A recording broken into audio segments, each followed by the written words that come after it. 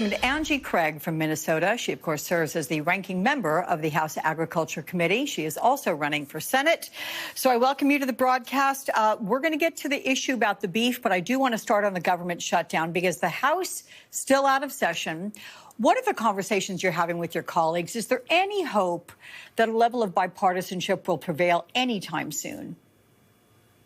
Well, I'm not talking to my Republican colleagues because they're not in town. They aren't here. They're spread out across the country. They've been told to stay home. And, you know, candidly, I'm surprised any of them can still stand up straight because most of them have lost their spines over the last 10 months of this administration. None of them will speak out on hardly any issue right now. So I wish I was talking to my Republican colleagues, but they're not in Washington, D.C. to talk to.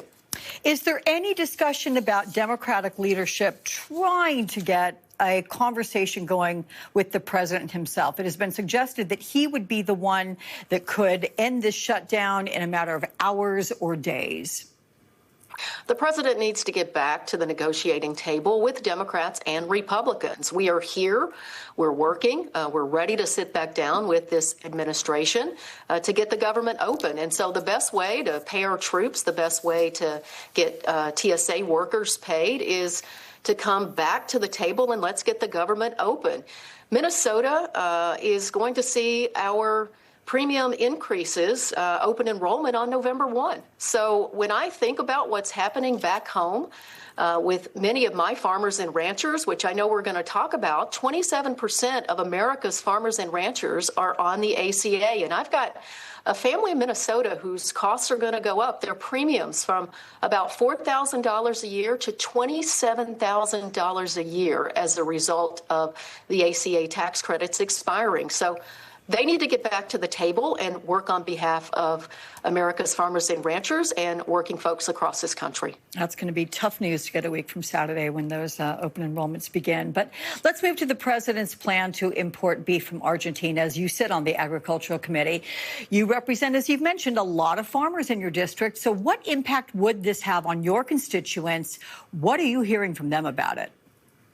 Well, look, this is either corrupt or stupid, and it's probably both. We all know that this president is trying to impact the outcome of an election in Argentina right now by propping up their economy. And look, my farmers and ranchers think it's egregious that we have already, Treasury has sent $20 billion to prop up the economy in Argentina, while family farmers around this country are hurting and need relief. And this administration has refused to even roll out that conversation during the shutdown, but yet they're going to send money to Argentina.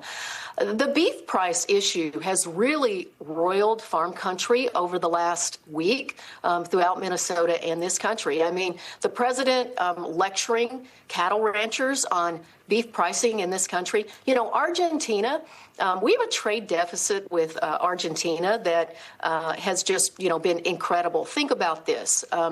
They have only bought $7 million of beef from America in the last little bit, and we're going to send all this money and prop up Argentina. So look, this is once again make Argentina great again. It's at least farmers and ranchers are calling it out with this administration.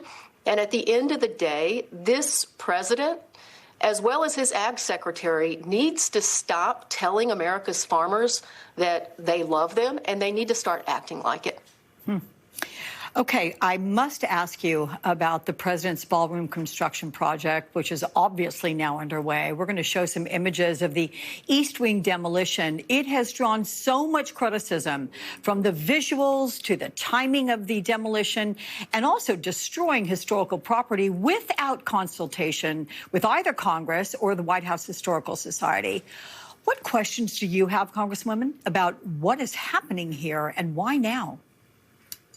Alex, I am absolutely outraged with what's happening at the White House and the destruction of the White House. I can't put a nail in the wall in my congressional office where I'm sitting and coming to you right now without calling the architect of the Capitol. That is not allowed. I can't put a damn nail in the wall.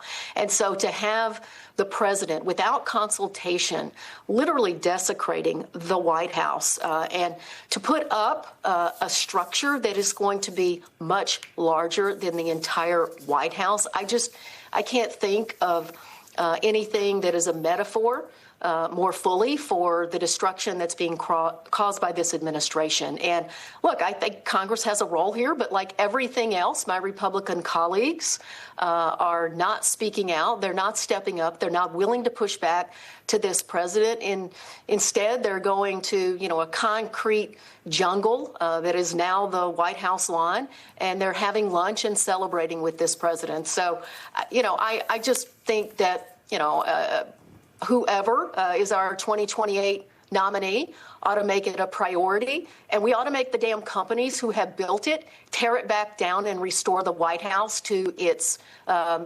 actual structure. This is just incredible. Minnesota Congresswoman Angie Craig, thank you so much for your time with us. Appreciate that. Meantime, up next for all of you, protests are growing.